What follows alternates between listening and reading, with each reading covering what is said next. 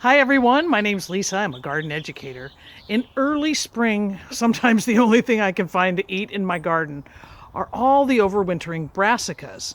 So I always try to leave a few because I do love those tender run-ups, those little flowerets that all of my overwintering brassicas are putting on right now in the garden. I thought I'd do a little tour and show you some of the cute brassicas that I have growing in my garden. Take a look. This is a little tour of brassicas that are growing around here. This is an ornamental cabbage or kale that I had all winter, and it was beautiful and very compact. And now you can see it's starting to run up. I have a whole bunch of little flowerets all over it. I'm going to watch those, and as they start to get a little bit bigger, I'll come out here and I'll cut those off and eat them.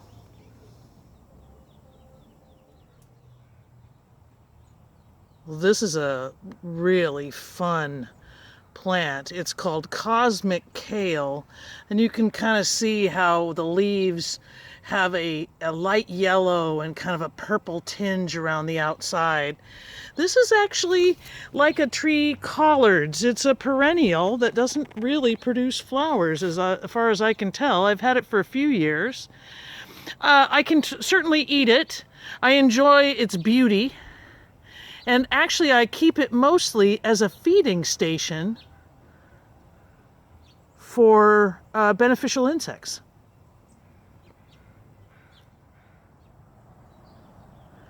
All right, here's another brassica. It's one that's not super popular.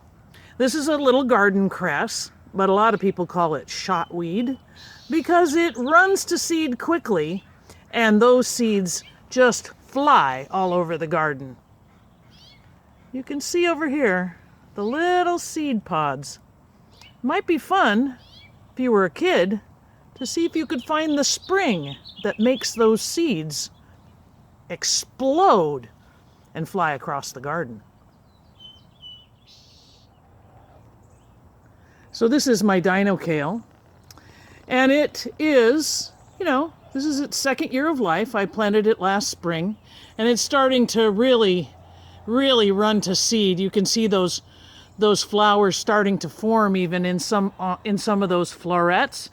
These run-ups are starting to get pretty long, so I'm gonna harvest these soon. I don't want this one to go to flower.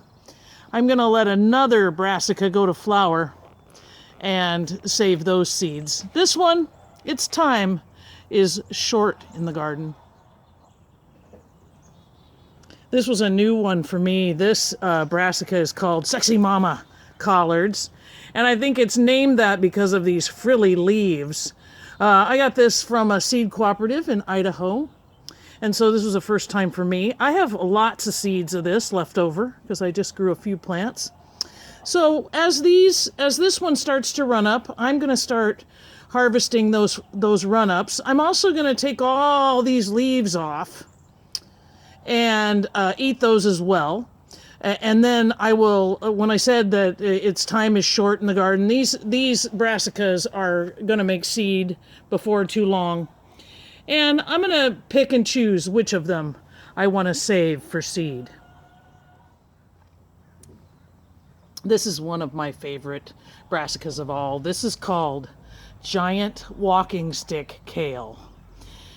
It's like any other great kale, huge leaves, delicious flavor, but it grows very tall, and if you get it started and grow it in a nice sunny spot, if you get it started soon enough, like this spring, this stem will become very tall and large, and as you take the leaves off, it will grow and grow, and you can save that for a walking stick. Now this one is the one brassica that I am going to save for seed. So you can see it's starting to run up, but I'm going to let those go. I'm not going to eat those. I'm going to just watch this one go. I may harvest some of these leaves.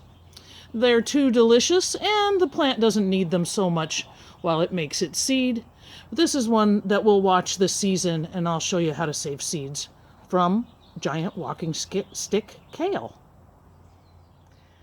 Well, I hope you enjoyed that tour of brassicas, of the overwintering brassicas that I have growing in my yard.